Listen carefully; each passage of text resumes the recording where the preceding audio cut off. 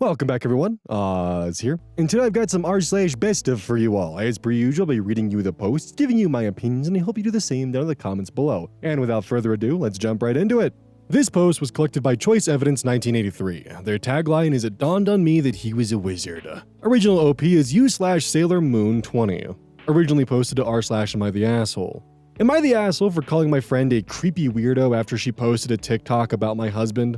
Posted September 12th, 2024. I, 28 female, am friends with this girl. Let's call her June. Also 28 female. In fact, my husband, 32 male, and I often hang out with June and her boyfriend, i.e. go on double dates, have weekend trips, etc. We've known each other for over 2 years. I would say that we four were pretty tight as a group, up until this weekend. My husband is an orthodontist. One of his patients is June's half-sister, Rhea, 12 female. June often is the one accompanying Rhea to her dental appointments. June is also a small-time online, influencer. She's always recording and vlogging and stuff. Though my husband and I have made it clear to her that we're absolutely not okay with our faces in her vlogs online, and she seemed to respect that boundary, we don't use social media apart from Reddit, and we trusted her word when she said she's not going to post us online.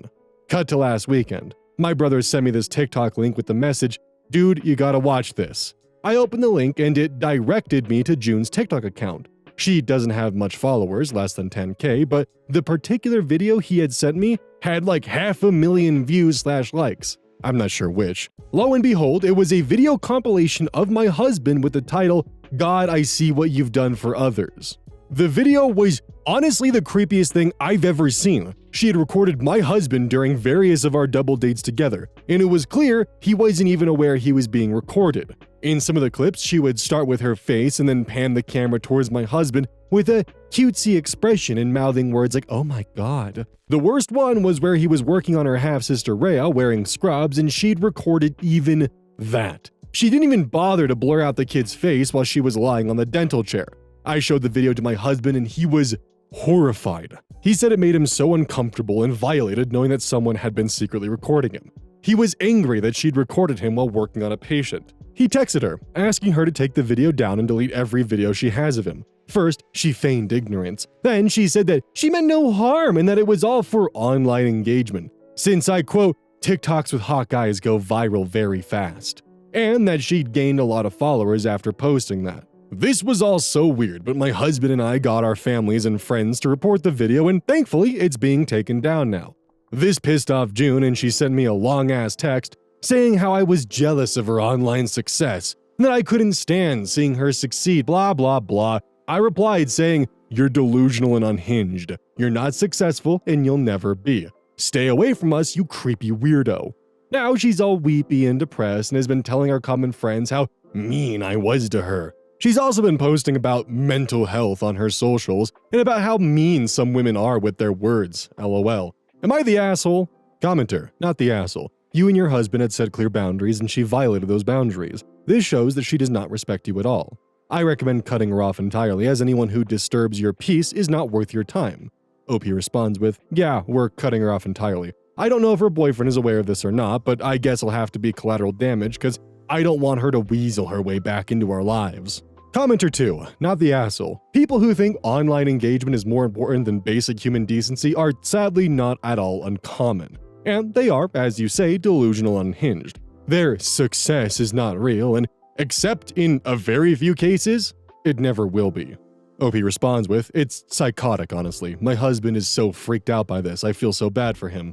Commenter 3, he might need to drop the half-sister as a patient and or tell the parents that she, June, is not allowed to accompany her anymore. I agree that is a creepy weirdo. If she can't get followers or likes without lying and getting consent for people to be recorded, then she needs to find a new career. OP, yes. He's in the process of informing her parents. I don't think he's gonna drop her as a patient, as her treatment is almost done and it's gonna be a hassle for her to find a new orthodontist. Commenter 4, he needs to ban her sister, your former friend, from the room while he's treating the patient. He needs to have a female staff member assist him and act as a chaperone should your friend try to make baseless accusations. OP, there's a rule in his practice that a female dental assistant has to present whenever they, the male doctors, are working on female patients, as most of the patients are young kids/teens and they might be more comfortable with the women around. Even in the video she posted, there is a woman assisting my husband. He's reaching out to the kid's parents. They've been given two choices. Either they chaperone their daughter or they need to find a different orthodontist. I really hope it doesn't come to baseless accusations though. Update, September 14th, 2024, 2 days later. Update, I don't want to make another post for the same thing, and I doubt I'm going to be updating again. 1. My husband's practice reached out to Rhea's parents and informed them about the situation via an email, as they wanted everything documented. Like I mentioned in the comments, the parents have responded. They're shocked and very, very apologetic. They have agreed to chaperone Rhea on her appointments instead of June. They wanted to meet my husband personally to apologize, but he informed them that that would not be necessary. 2.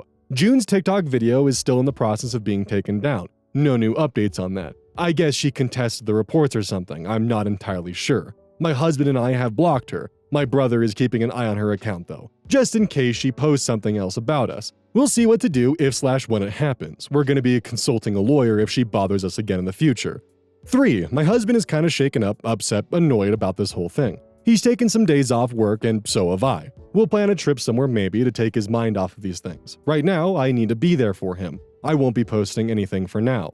4. We haven't contacted her boyfriend yet. My husband is not in the right headspace right now, and I feel it'll be better if we focus on ourselves for the time being. We don't want the added headache of how the boyfriend will react / if he's in on this or whatever. We'll inform him after some time. I know this is selfish, but I think it's for the best.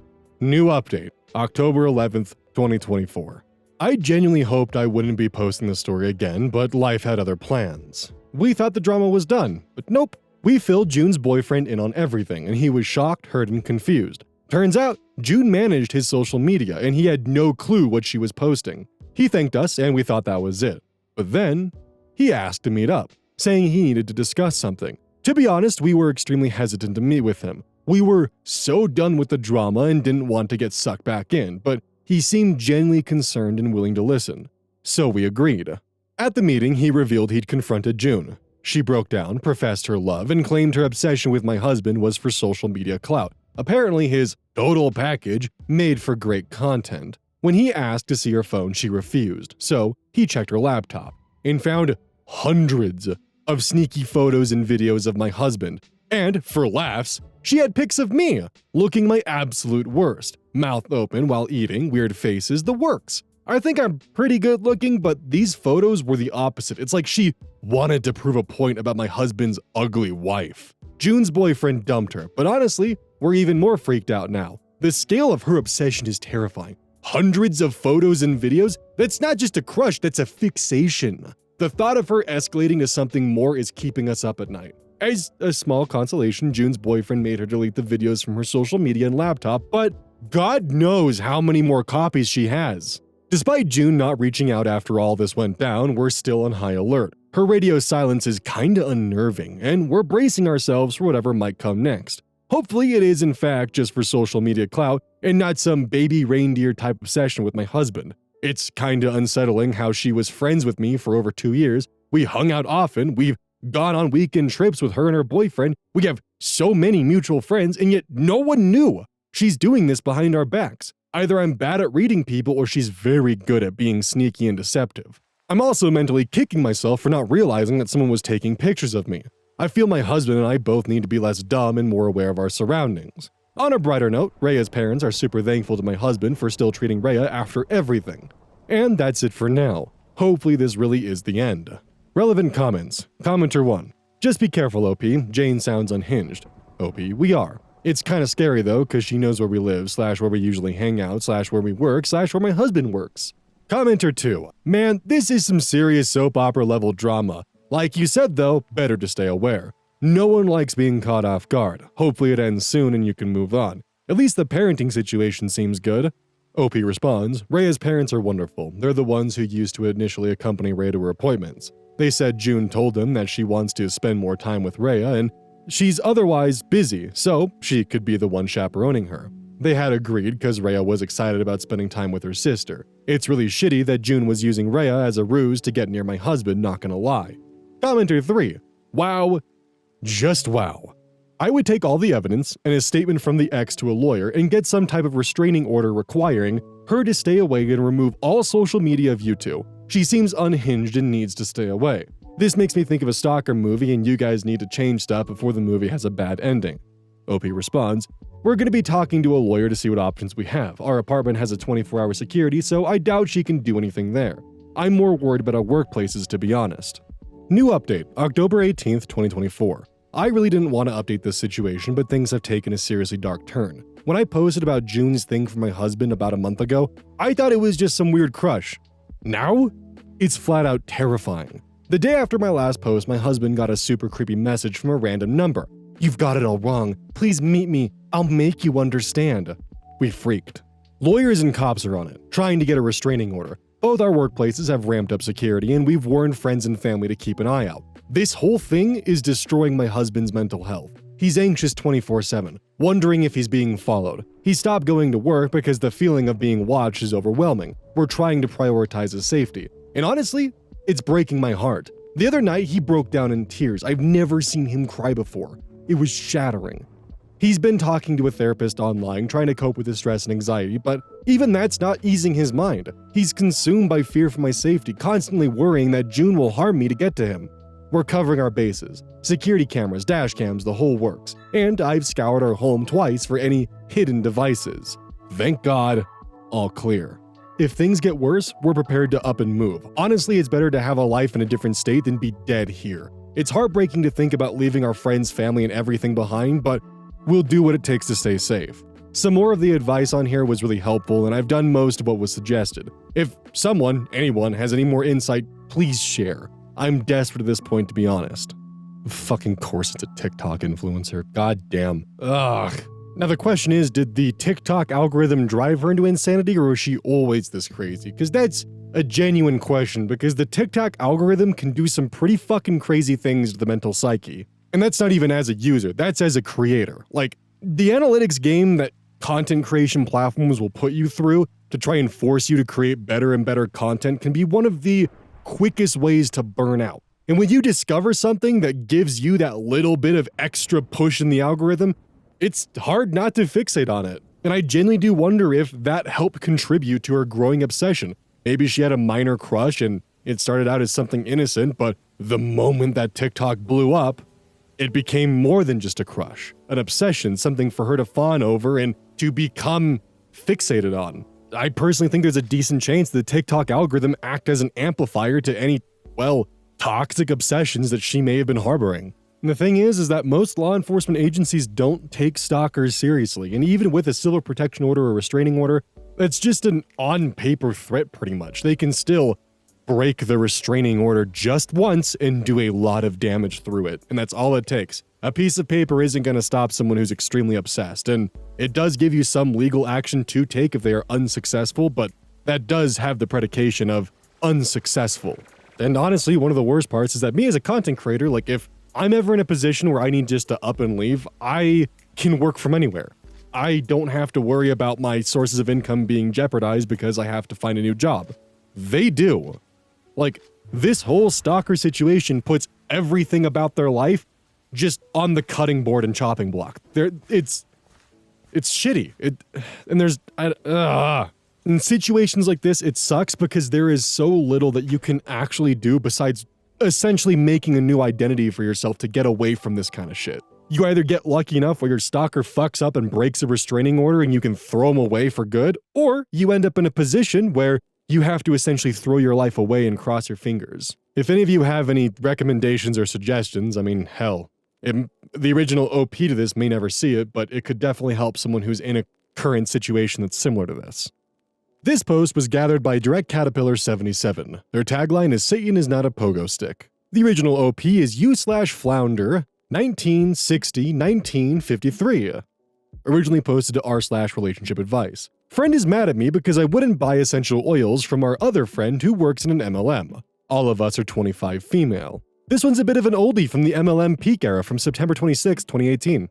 So, up until very recently, I honestly had no idea that essential oils were sold by MLM companies, or that people thought they had healing powers. I've been diffusing them for a few years because I like that they're cleaner and safer than candles and incense. That's the only reason. Last week, I invited 3 old friends from high school over for wine and appetizers. Just a typical hangout.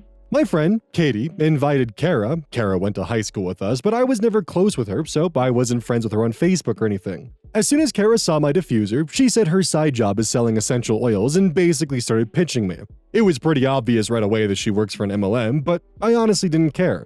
The way I saw it, since I used these oils at the time, I'd rather support someone I actually know than give my money to some company on Amazon. So I told her to shoot me a Facebook message later and we could talk about it. Now, anyone who's familiar with MLMs knows what's coming next. I was prepared to pay a bit for a markup, but the prices were insane. Kara wanted close to $30 for something I could get for $5 on Amazon, so I thanked her for reaching out and told her the oils were way out of my price range. Kara tried to tell me about how her oils were more pure than mine and how they have healing powers. I told her that I just go to the doctor when I'm sick and I don't need the oils for anything but making the room smell nicer. Then she got a bit nasty. Told me I'm poisoning myself with my cheap oils and said I wasn't smart enough to see the opportunities she was presenting me with. Basic MLM stuff. And I barely know Kara, so I didn't care. The issue is the text I got from Katie yesterday. She said it was really rude for me to lead Kara on and make her think I was going to buy something, and that she didn't think I was the kind of person who'd buy from a faceless corporation over supporting a friend who owns her own business. She said I didn't need to start buying all my oils from Kara, but it was downright disrespectful of me to not at least try her product and see if it was better. I honestly stared at my phone for a straight minute after I read that message, but I finally sent the following reply. Quote, I didn't waste Kara's time by hearing her sales pitch. I was legitimately interested in her product until she mentioned it was 6 times what I normally pay. Any legitimate business person would understand how important pricing is to people, and would be smart enough to not back a company that charges that kind of markup. Personally, I think it's a bit of a stretch to call Kara a business owner. I think an actual business owner would know better than to insult a potential client after they chose not to buy anything. And they certainly wouldn't turn around and trash that potential client to mutual friends, as Kara clearly did with you.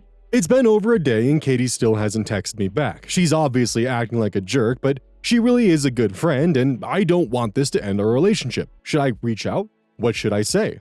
Too long didn't read. Friend of a friend tried to sell me some essential oils at a ridiculous markup. Now my friend is mad at me. Top comments. Nathalie Jane. You are right and you know it. Friends don't guilt other friends into buying overpriced items from them and get mad when they don't have the budget for it. She was also pretty mean and personal about your choices. Friendship should not be a conditional on that kind of support. It's supposed to be about emotional support, not financial. If they can't accept that, then they're not really your friend anyway, and they sound like they've been brainwashed by MLM. I would basically smooth it over and call her up, or keep talking to her because you have to move on at some point. Fresh icing. Have her spend 10 minutes on r/anti-MLM and see if she thinks highly of her friend who owns her own business. Unsure throwaway 975. Honestly, I wonder if your friend invited Kara along because she knew you already used essential oils and would be an easy mark. Now, they're mad that you didn't play into their plan. Let your friend stew. You're right, and you both should know that. If she considers you as good of a friend as you consider her, this will pass. Inquiring about the product someone is selling and then declining when it's clear it doesn't fit you isn't leading them on. It's literally the whole point of working in sales. As a quick little thing here, I keep pronouncing it Kara instead of Kara, and this is pretty common, so if you hear me mispronounce it, it's just because I had a Spanish teacher named Kara, and yeah. And when I say Spanish, I don't mean that she taught Spanish, I mean that she was actually Spanish. She was from Spain. She taught math. So if you hear me mispronounce it, that's why. Back to the post. Update, September 29th, 2018. 3 days later. This isn't the update I wanted to be writing. A lot of you made correct predictions the other day. Katie is absolutely in Kara's downline. She just started making Facebook posts about the essential oils she's selling. I think this is probably the final nail in the coffin of our friendship, which I'm sure sounds dramatic, but hear me out. Katie and I have been friends since high school, but the main thing that held us together these years was being burnouts. Neither of us went to college, both of us just got shitty jobs out of high school and did nothing productive. When I was 22, I decided I was sick of making $12 an hour and went back to school. After 3 years of busting my ass, taking credit overloads, and doing evening classes after summer internships, I recently graduated with a CS degree and got a coding job with a top 10 tech company. While I was in school, I had a difficult time making friends, probably because I was older than everyone else, and I clung very hard to my high school friends like Katie. My friendship with her definitely was strained though. She seemed to think that me bettering myself meant that I looked down on her. Things started getting really difficult when I started getting high-paying internships. They got worse when I got an extremely well-paying job right out of college, and she saw what kind of apartment I was able to afford. Katie lives in a very small apartment with a roommate. She would talk about how school had changed me for the worse, and how I thought I was better than her apparently. Some of it was just her projecting insecurity, but some of it was also probably tactless behavior on my part. The truth of the matter is that I do think Katie is capable of being better, and it frustrates me that she'd prefer to buy into a pyramid scheme than to get an education. Her parents still have her college fund and have told her that she's welcome to it. It's something like $100,000, way more than she'd need for 2 years at a community college and 2 years at a state school, if she chose to go back, but I guess she'd rather get rich quick hawking essential oils. Anyway, it's pretty obvious that Kara is Katie's mentor now. And after the smackdown I laid on Kara about what a bad businesswoman she was and how essential oils are stupid, I'm guessing Katie is probably done with me. To her, it probably just seems like yet another example of me looking down on her. I appreciate what a lot of you said about how friendship shouldn't be predicated on buying things, but I think I also just needed to accept that we've outgrown each other, and this would have happened soon whether she got into essential oils or not. I'm still sad though. Too long didn't read friend is selling essential oils, and I think our friendship is probably over. Top comments. Imagine something witty. Many of these MLMs meet a lot of the criteria for cults, particularly advocating cutting off anyone who doesn't support your oily journey or whatever. Don't let Katie drag you down with her. Weasel bannies. It sounds like it's time to distance yourself from some of your old friends. It's unfortunate, but some people really do hate it when their friends become successful. MLMs also tend to be cult-like and brainwash people into believing that not buying product from them equals undermining them. So I grew up in Meridian, Idaho, which, by the way, is where the Sensi HQ is located, like the Sensi, the big, wax MLM. Sensi is such a big part of the local community that they actually hosted my high school's graduation. I'm not fucking kidding. So Sensi was predominantly the main MLM in Idaho for a good time, and a lot of people, including one of my aunts, was actually involved in the MLM. Thankfully, my aunt is actually no longer part of it, but still, it's always kind of weird to think that Meridian is, my hometown, is ground zero for one of the largest MLMs out there. Collected by Direct Caterpillar 77. Their tagline is Satan is not a pogo stick. The original OP is Pleb 101. Originally posted to r/relationship advice. Posted October 10th, 2024. My 19 female family, 50 male, 50 female, 21 male, sold my rock collection when I went to college. What am I supposed to do? I'm a college freshman and I'm currently visiting my mom over break. When I got there, I saw a crystal that was in my old room on display and asked about it. My mom then told me that the rest was gone after the yard sale. For context, my parents were moving the same time I was getting ready for college, so the house was in chaos basically.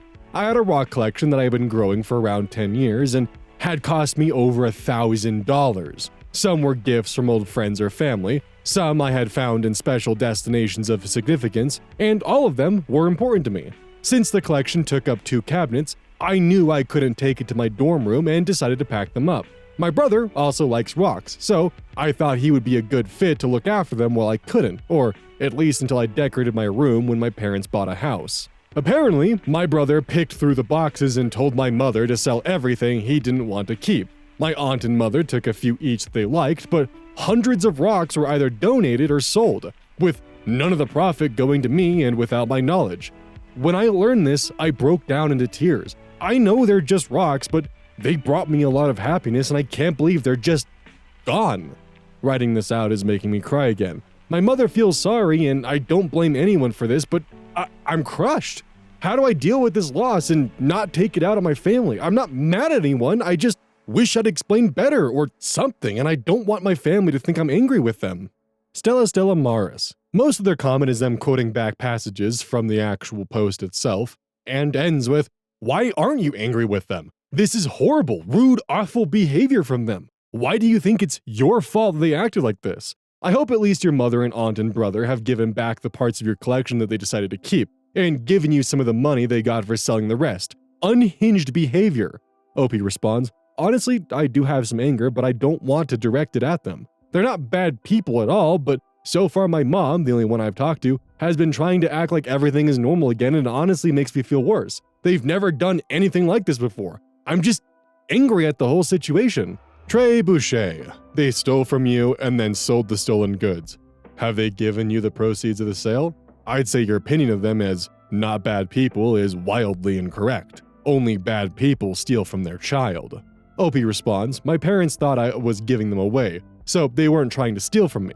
It doesn't really change how hurt I am, but it does make me feel bad to have them for it. I'm starting to feel like I'm underreacting, but I'm really conflicted since they provide for me and everything, which I know doesn't justify anything, but still.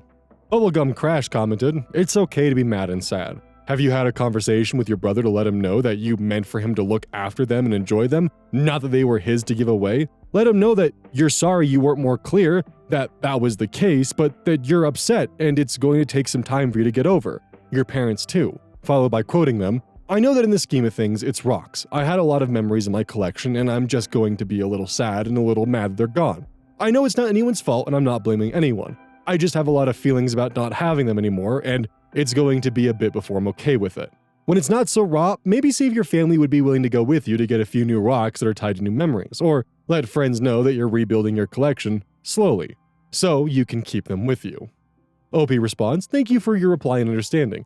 They really aren't evil people, and you're correct that it's a misunderstanding. Some parts my fault, some parts theirs. I'm going to use your response when I talk to them. I struggle with confrontation, so I don't have a plan. I probably won't be clear. Black Star Blues. You should blame them. Don't they have phones and FaceTime? Nobody called you to ask you anything? Your family is incredibly inconsiderate. I'm sorry your collection was destroyed. Opie responds, this is honestly the part that hurts the most to me. It would have taken like 2 minutes to call me, and my parents have taken me to go buy rocks countless times, so I don't understand why they didn't think to second check. Edits 1 and 2 on the same post, same day.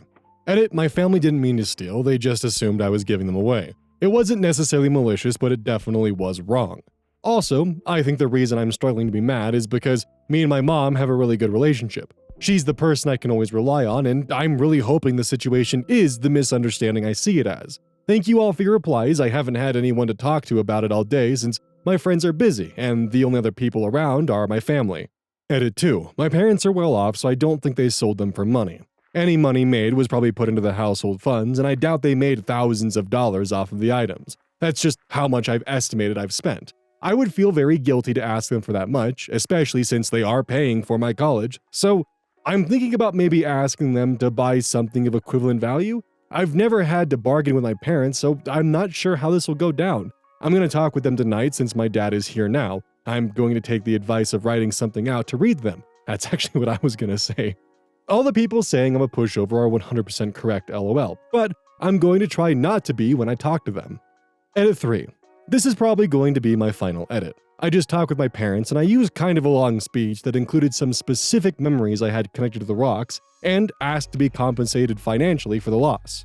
I was crying the whole time, so I'm not sure how much of it they understood. Surprisingly, they're completely willing to pay me back for it, and my parents were both completely sorry and admitted it was their fault. They told me that they were surprised that I didn't want the rocks, but that at the same time, I was giving away other sentimental things like stuffed animals that they thought I would have kept. Because of this, they didn't think to call me to confirm since the times they had with other things I had agreed.